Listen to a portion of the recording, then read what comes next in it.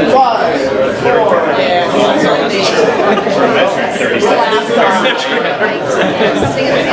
everybody, welcome to 1 Million Cups. Thank you for joining us this morning. Today we're going to be hearing a presentation on MASKhaze from John here. But first I want to take a moment to thank our sponsors. I want to thank Starting Block, who's going to give a quick spiel here in just a second, for their ongoing support, and Dreambake for the space. I am Trezzy, your MC here at 1 Million Cups, and this is... I'm Josh, I'm one of the co-organizers at 1 Million Cups. Those of you who are regular attendees, or at least not visiting just for today, I handle all of our bookings, so if you are or know somebody who'd be interested in presenting, please find our website and get in touch. I'm Chandra Miller-Feenan. I run Starting Block Madison, which is the entrepreneurial hub that's here in the Spark building. We're on floors 2, 3, and 4. And our mission is to incubate and grow small, scalable startup companies. And so we opened in June of 2018. And in our first 6 months, we had 37 companies that raised $15.5 million in 2018. And accounted for just over $12 million in revenue. So early stage, some pre-revenue, but companies that are there. If anybody would like a tour of Starting Block after 1 Million Cups, we're happy to do it. I have a conflict today, but I have a great intern here. His name is Eduardo. He's way in the back. But please just group up and find Eduardo after 1 Million Cups, and he'd be happy to show you around Starting Block Madison. All right, thanks, Chandra. Normally we would go around the room and do introductions, but since we're packed in quite a bit today, and it's awesome to see so many faces, by the way, but since we're packed in a bit, we're going to skip over intros and pop straight into the presentation. So let's hear it for John.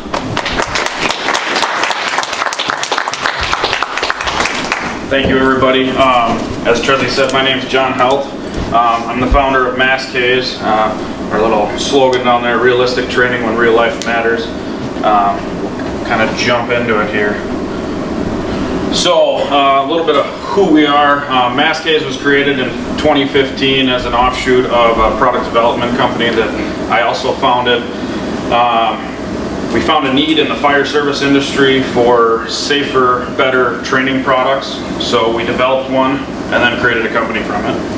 We're headquartered in Lake Mills, Wisconsin. We manufacture our product in Waunakee and in Lake Mills.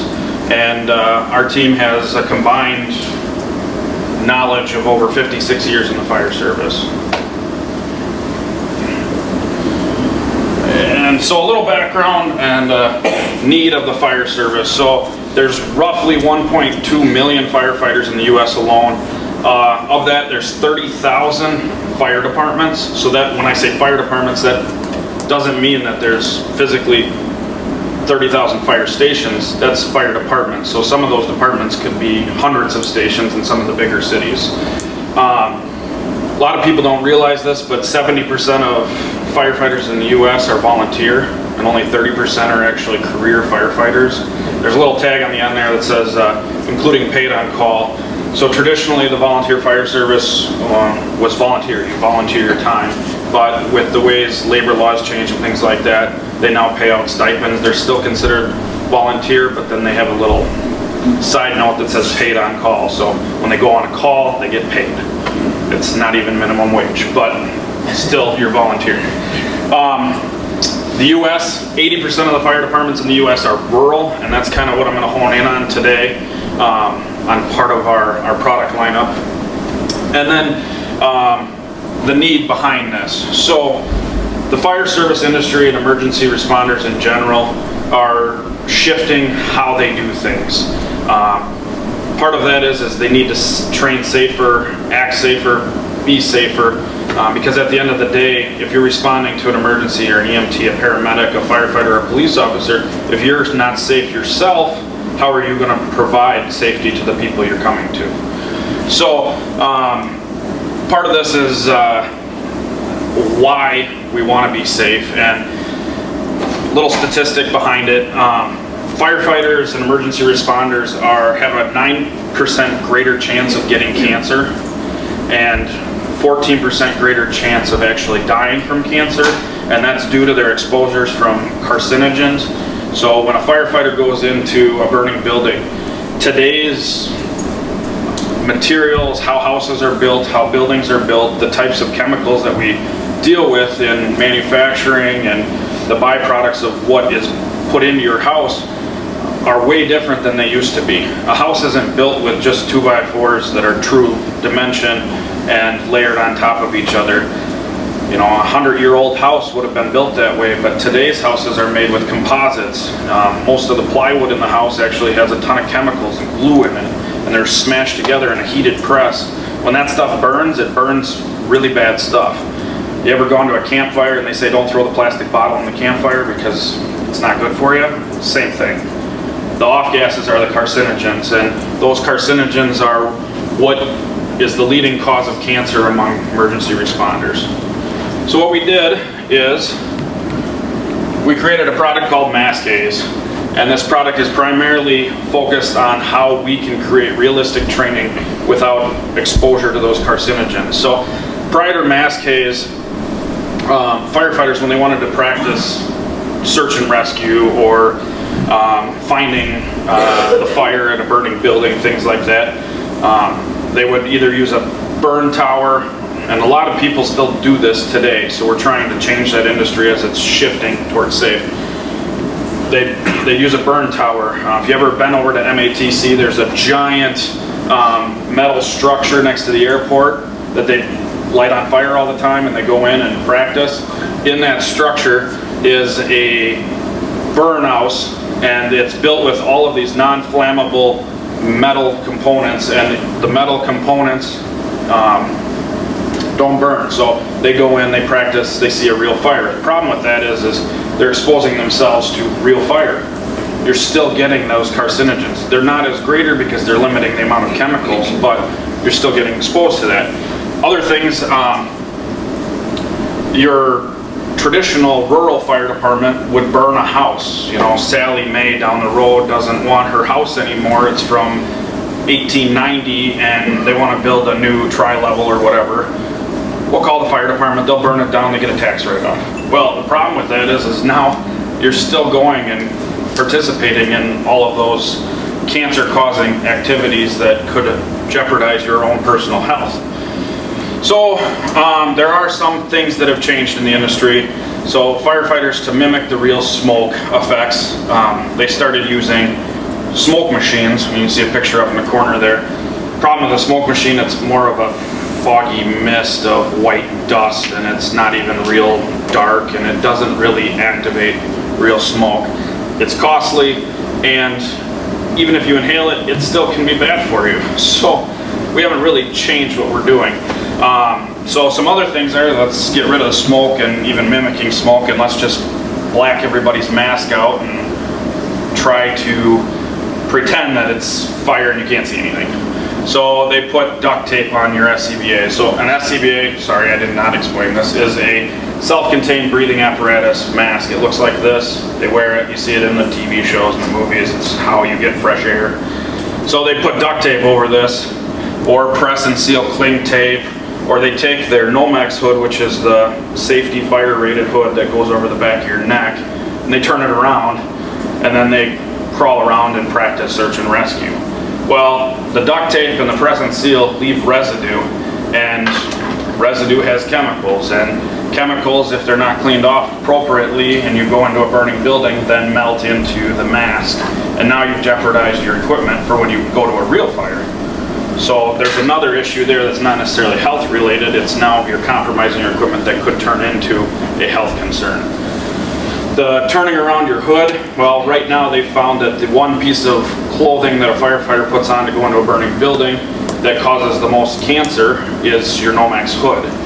So they're developing new Nomex hoods, but now they're controlling when they wear them so that you're not overexposing yourself.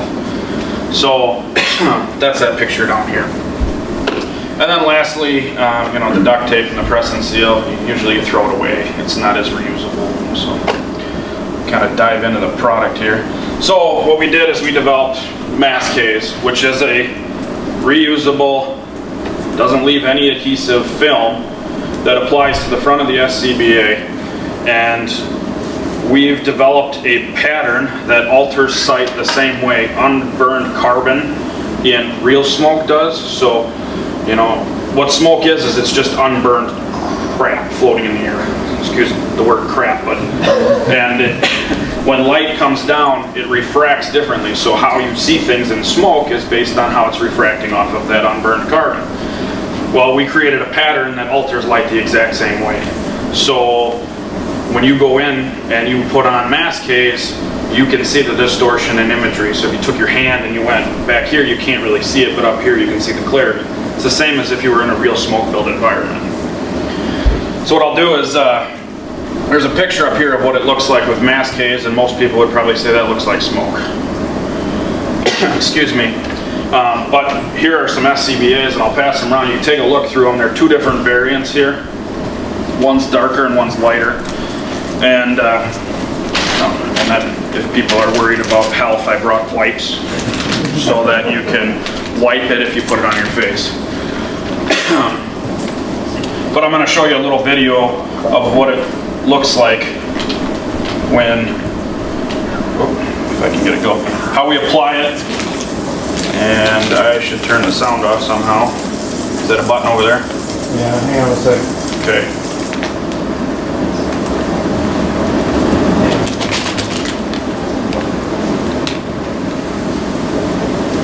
Try it again.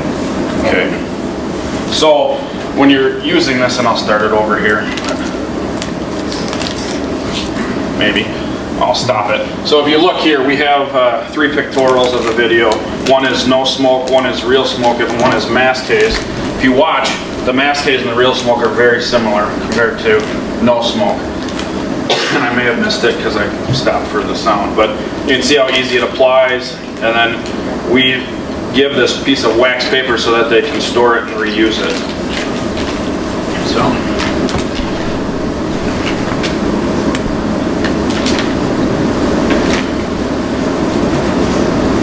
There we go. So that was the MASKhaze product. So that was what kind of made us shift from the product development company and establishing a company called MASKhaze. So with that, we launched that into the industry, and then we realized that there's another need in the industry for something else. So we launched a second product, which is called the SRT Maze. And I'll tell you a little bit about that and what's going on in the past and where we're going with that. So as I said earlier, you go over to MATC, you see this giant training tower. Well, not every fire department has the money for that giant training tower. Excuse me. Let alone the space or the want to continually burn real fire and create that hazardous environment. So what we did is we created a solution that fixes that problem for all of these people. You can see here somebody put together a giant wood maze. The problem with a wood maze is it takes up a lot of room. It's heavy and you gotta have space for it. These 2 fire departments are not very far from us. This fire station is tiny. Do you think they have a lot of money? Probably not. This fire station, maybe a little bit more money, but they probably still don't have a ton of space. So what we did is we came up with a modular maze system. Lightweight aluminum, high durable ABS plastic that sheets the outsides of it, and the maze can be configured in a multitude of ways. It's almost like Legos. And when you're done with it, you don't have a ton of room in your fire station. Well, the basic maze set stacks, you lean it against the wall, and it only takes up 4 feet of floor square space. But not a ton of room. Really advantageous for small, local, rural fire departments. The kicker on the whole thing is you can set it up in 10 minutes. So for the volunteer fire departments that don't get paid to set up the trainings and don't have the time to put it together, you come down for your annual training, you can quickly come up with a search and rescue training event for the evening, and it's not going to take very long to set it up. Because all you do is start putting it together, and next thing you know, you got a maze. And the biggest thing at this is you're looking at less than $5 grand for a maze versus you got to find a house to burn from somebody local. You've got to pay hundreds to millions of dollars for a really fancy training facility. You don't have to do that. You get almost the same effects. So In the pictures here you can see we have some unique things like this here is a drywall configuration panel. So what it is this is a standard sheet of 4x8 drywall, 1/2 inch thick. Standard studs in a house are 16 inches on center. So firefighters typically train ways to get out. So say you get stuck or something like that. When you go through fire school, they teach you how to go through a studded wall. You break the wall down, you go through two 2x4 studs that are 16 inches on center, and then you got to crawl through it. Well, 16 inches is not very big. So what we did is we created a special panel that you can cut 16-inch wide strips on your 4x8 sheet of plywood, slide it in there, and you can break the drywall and climb through the maze. We've also got a couple different configurations here. You can see this is a fire department down in Texas that didn't have a ton of space. They were looking for a solution. They were one of our first customers several years ago, and they have got a varying configuration where they used part of their station to build some of the maze. Got another one here. Up here, we had a fire department that took the panels and created a large search and rescue event where if they were to go into, say, a factory looking for people, well, it's not necessarily a maze, but the factory might have 20, 30 different machines that are running, and you got to go around the machines and remember how to get around it. So what they did is they took the maze and configured different boxes that pretended were machines in the middle of their fire station. And up here you can see just another maze. They're using some of their existing doorways. And then this was the department that wanted to use their smoke. They weren't buying the MASKhaze product, so. But we'll put that on there. So this is a little video of setting up the maze for you, and I think the sound should be off for this one too.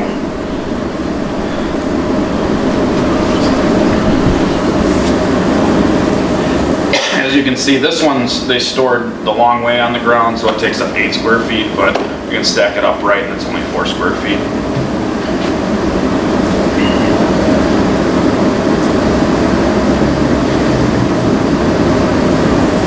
And yes, this was a demo planned activity, so I'm in the video, just pretending that I'm not. But, so they're setting up the maze. You can see how easy it is. It's just a cotter pin, connects, very durable. And in a minute here, I'll show you people going through the maze and transitioning.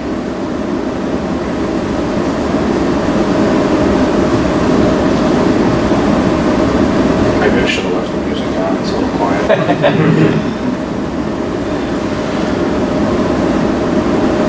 So you can kind of see, they're using MASKhaze here, you can see some of the effects through the mask. And they're doing search and rescue. Yeah, so very clear vision through that of how it would look. They're training, going through the 16 inches on the center. That. So what's next? So we're trying to roll out some new sales strategy. We've put together a touring demo unit, so a trailer with a multitude of mazes, and we go around and demo it for different departments, let them try it out. Second, we've got a leave and try demo set. So out on in Philadelphia, we have a distributor out there. They have a demo set that they take around, leave it at a fire department, they try it for a week or two, and then it comes back. And then some new products that we have going, because we're continually trying to better this and trying to make training as realistic as possible, but as safe as possible. So what we've done is we're in the middle of developing what's called a flame box. So it's a waterproof, clear box that's super durable. And on the inside of the box is, there's 670 LEDs, and they vary in color hue from white to red, and it mimics real fire. And it's remote controlled so that an instructor can set this up with a maze and with our MASKhaze on, they can go through the maze and it looks like real fire. They can charge a real hose line, drag the hose line through because all of our stuff is waterproof, and spray the flame box, and the instructor can decide if they did it effectively enough and turn the flame box off and it looks like real fire. So that's in development. We're still working on that. And then some regional training. So what we've done is we've taken more or less our demo unit and created a product out of it to sell it to tech schools so that they can then, you know, a lot of tech schools in rural environments don't actually train the firefighting class at the tech school. They train it at the local fire department.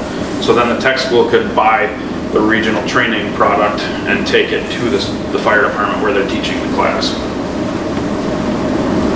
So the ask, I'm not a technical guy from the computer side and the internet and all that. I can figure out the flame box and some electronics, but we're trying to figure out how we can create better brand awareness from a social network standpoint and how we might do that. I've struggled with putting this presentation together because I typically present to people that know the industry. So trying to explain the industry, the need, and then what our product is was a little different than normal, and I think that's where we're kind of stuck on the social network and the branding awareness because, you know, Facebook and Twitter and stuff, it's the whole world. It's not your targeted consumer, and I can only figure out Facebook ads so long to target a certain demographic, but there's got to be something else out there that maybe I'm missing, so I'm looking for that ask today. And that's it. Questions? Yeah, go ahead. I'm curious a little bit about your business model. It sounds like you sell through distributors, is that correct? We do have house accounts, but the majority of our sales are through distributors. Okay, the second question is somewhat related. Are you only interested in selling your own products, or would you be willing to consider partnering with some people that would augment what you're doing? There's a couple startups that I know of in Wisconsin that are in this space. Northern Star? That's one of them, and the other one is Simply Solutions with a fog machine. Okay, we haven't been against it. We haven't, we did some co-marketing with Northern Star, you know, shared some trade show costs and things like that. Their product's more for how do I get out of a burning building if I'm trapped. Right. And our product is more training. We partnered with a breathing regulator so that you don't use your air bottle as much when you're training. They're out of Texas called Blast Mask. More of their customer base has become fitness related. So we've dabbled a little bit, but we haven't necessarily said no to it. We haven't really tried it fully either. So I guess we're open to it to answer your question. Okay, I'm not a shill for either one of them. Yeah. Richard Card and as a Yeah, sure. I mean, I'll pass the line. Sounds good, thank you. For the smoke mask things? Yeah. How many different masks do you have to make cutouts for? 9. Currently we offer 9. And the reason we do that is different parts of the U.S. buy different masks. The 2 largest ones are MSA and Scott. Around here, that's pretty much all you'll find. But you go to Southern California and you're going to find Honeywell or Avon or Interspiro, which is a German company, which ironically is headquartered in Wisconsin, but nobody here has them. So we're trying to tailor to all of the different fire departments and how they buy their masks. We've offered a version for all of them. So how are you getting customers now? So right now, most of our customers come through our distributors. So we pay our distributor to do some co-branding, and the largest distributor, and then we find out that fire departments seen the ad on their distributor but buy it through one of our other distributors. That's the majority of how we go about it. I did dabble with the Facebook ad thing, but I also don't have somebody that's dedicated to figuring that out. So we met with a company that offers a service like that, but my customer acquisition cost to use their service was significantly high, and it didn't justify it yet. So most of it is through our distributors' co-marketing. Actually, what's the price point for the mask? So this pack here is a 10 pack and it sells for $39.99. So a fog machine, one use costs about $100 to fill it up with a quart-sized can of fog. So it's far more cost effective than a fog machine. You said they're reusable. How many uses would they get out of that 10 pack? So we guarantee 3 uses, and the reason we do that is because down south it gets hot out and stuff acts weird when it gets hot. We've tested it. In 120 degrees we can get 20 uses out of it, but there's also a lot of dust in the south, and when it gets hot and dusty, then you can continue to try it. So we guarantee 3, only because the environments. We have a demo mask that we take to trade shows that's been taken on and off 122 times. So if you keep it clean, you keep your mask clean, and you put it on, it theoretically could reuse it over and over and over. But our model was that it would be disposable at some point, and they would continue to rebuy. And we do have a lot of customers that do rebuy from us. So, you know, the MATC in Madison, every summer they have a recruit class of new firefighters that come through. They buy a pack for every class of 100, and then the next summer they buy another 100. Have you thought about, I mean, this probably applies more to the mask than the maze, but have you thought about just trying to retail direct through like an Amazon or something at $40, you know, and that thing's so small, it seems like it might be a fit. So we dabbled with Amazon a little bit. We do have an e-commerce page on our website, but it doesn't generate a ton of traffic. We did the SEO thing. I didn't do it, somebody else did it, but it just doesn't drive a ton of people to it. So we tried the Amazon thing after that and didn't see a ton of traction after 3 months, so we kind of backed off of it. And then our distributor, the primary distributor out of Philadelphia, came and said, can we go to Amazon and set it up? So they ended up setting it up on Amazon, and they sell it retail direct on Amazon. So this isn't really a question, it might be helpful though. Yeah.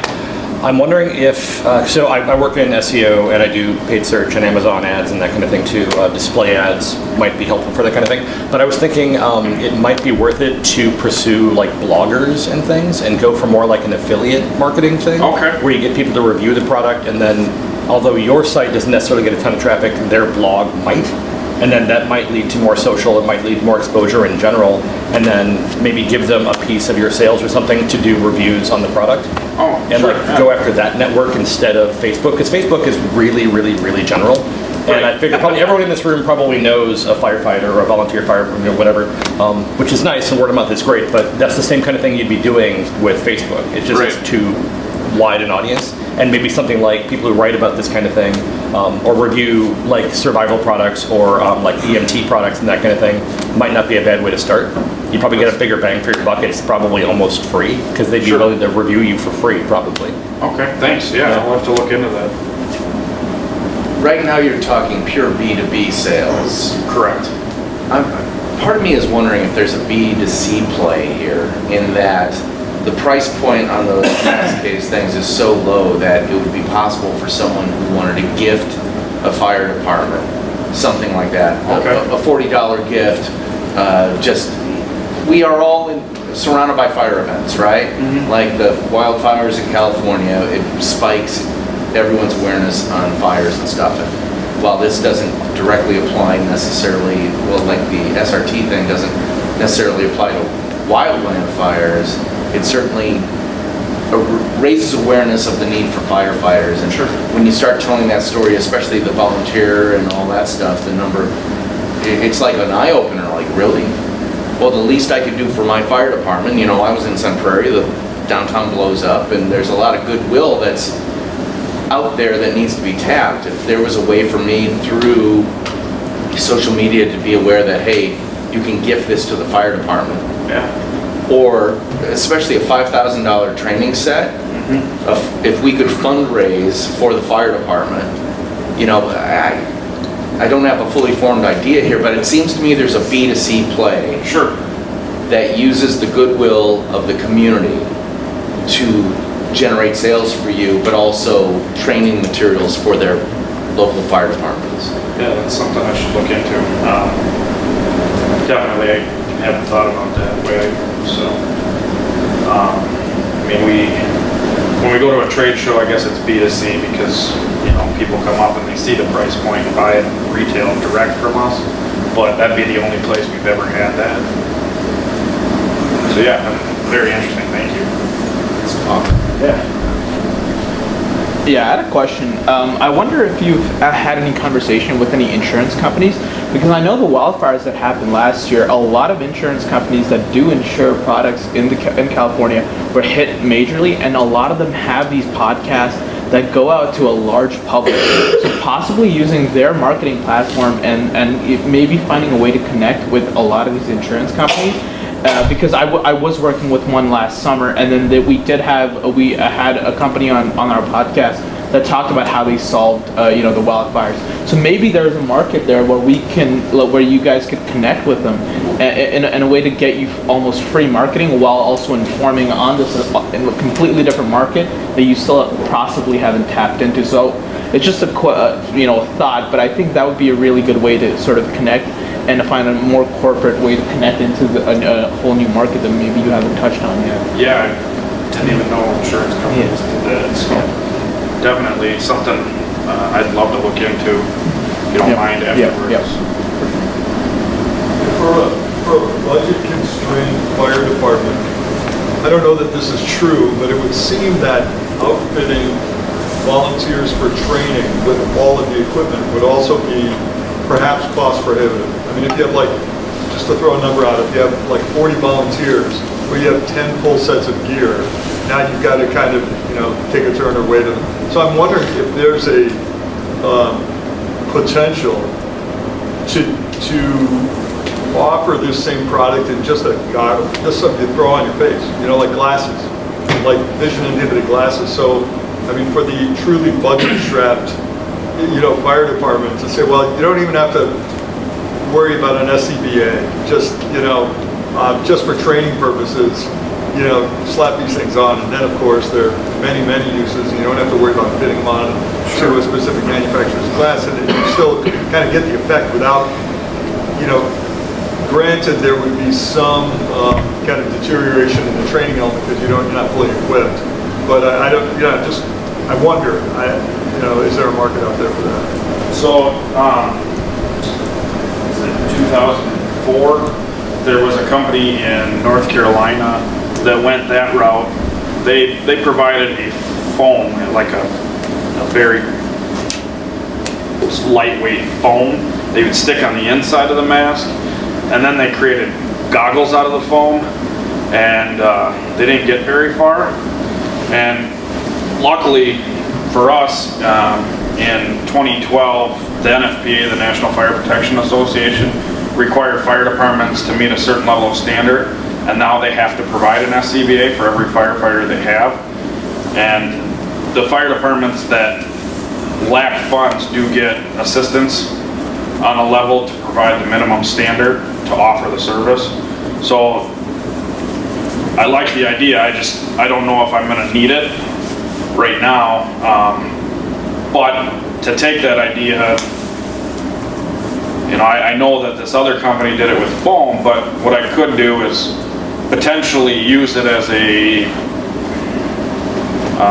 just off the cuff, use it as a fire training for when fire departments go into schools and teach kids what it looks like to go through smoke, and offer it in a form that's not SCBA related.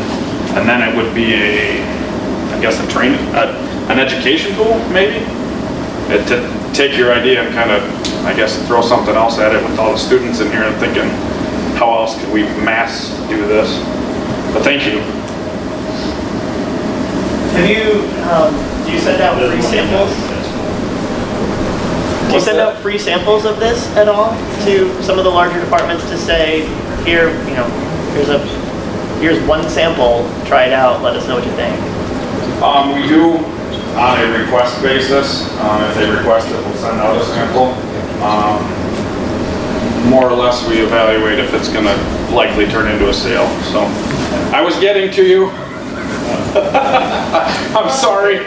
I mentor a lot of companies in the area and all kinds of varieties. And what I wanted to tell you was, sometimes you fall into the trap of social media. As a startup, you think you have to be in that space. But what you really what you want to do is you want to leverage the electronic side of that. And in well-defined industries that are a little more blue collar, there are ways of getting to your market that you can use electronic transmittal, but you don't necessarily have to get into the social media craze. You have a very, like you said, you have a very well-defined market.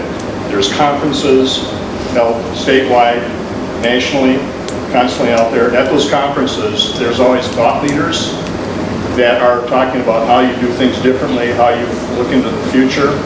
Those are the people that generally use electronic transmittal to get to their audience. And it can be much more effective to look into that. How do you latch on to what they do? Sure. Rather than try and think, well, I have to be in social media because it's the end thing. And sometimes that can be a little bit of a trap for companies like yours. Okay. I wasn't walking away from you. I'm old and I have to go to the bathroom quick. I did want to hear from you. I heard you. Yeah, but I think you got to be a little careful with the social media thing. It may not be appropriate for what you do. Okay. There are other ways of getting to your audience that use electronic transmittal, but they're not necessarily into the more traditional social media. Okay. Yeah, I'm thinking of conferences that we've attended for trade shows, and there are always speakers there that have that following, and then they send out like newsletters. Those are probably the people you want to latch on to. Sure. Thank you. Do you have direct competitors other than Pro? We have a competitor that has a shield that goes over the top. It is reusable because it doesn't use anything to stick to it. You more or less clip it on with some elastic. The advantage we have is it's just blackout. It doesn't alter light the same way real smoke does. So it creates just a black environment. And their price point ranges from $30 for one to, I think, 64 is their high-end one. And that's for one. At $39.99, we sell 10 of them. So You said that you have a patent pending on this. Have you found any prior art that's very similar to yours? we did an extensive patent search. I think we spent a year and a half looking at it and couldn't find any prior art. The only prior art that we noted in our patent was the foam that's die cut for the inside of the mask, but it didn't alter the light. Most of our patent is written on how our product alters the light, not necessarily the die cut form of it. Probably take one more question.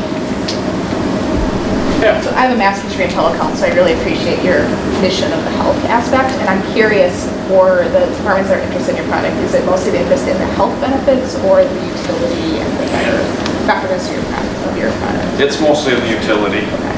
And do you focus your messaging on that? Yes, but with the industry shifting towards the health benefits of everything, we've started to latch onto that more, hence the reason I work that way today. Yeah. So I would suggest looking into health promotion messaging. There's a whole field out there of how you frame health messages. Okay. Especially because you're coming at this from a negative point of view of avoiding cancer. There's some very special ways to message that, and it might be better to frame it in a more positive way of the benefits of the utility. So just be aware that there's a whole field out there of health messaging and how the end user perceives that. Okay. Yeah, like I was mentioning earlier, typically I present a lot to people that know the industry, so it's traditionally been on the utility, not on the health benefit, but as I prepared for today and presenting to people that aren't as familiar with the industry, I went with the reason we got into it, which was the health, but I by no means know how to present that, so Which is thank great, you. but maybe that's not really Yeah. what resonates the most with your end user. Sure. I do think that maybe it would resonate more if you're going to then volunteer in your fire department, then that might be the place to say that these volunteers have health risks and you can help them avoid that Sure. by, partnering. So that might be a way of pulling their heartstrings more from the Okay. consumer angle versus the firefighters accept the risks involved in this Yes. work, right? So they're less worried about that, maybe more worried about effective training. Sure. Thank you. All right, let's hear it from John from MASKhaze.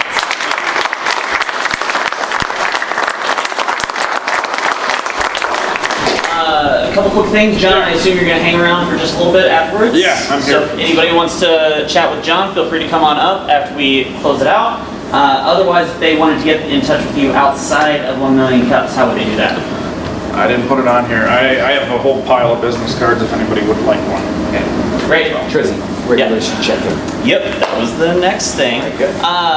For everybody here, if you haven't already got the app, go download the 1 Million Cups app and check in. It helps us out a lot with the Kauffman Foundation. With that, one more thank you for everybody for showing up this morning. Let's hear it one more time for John.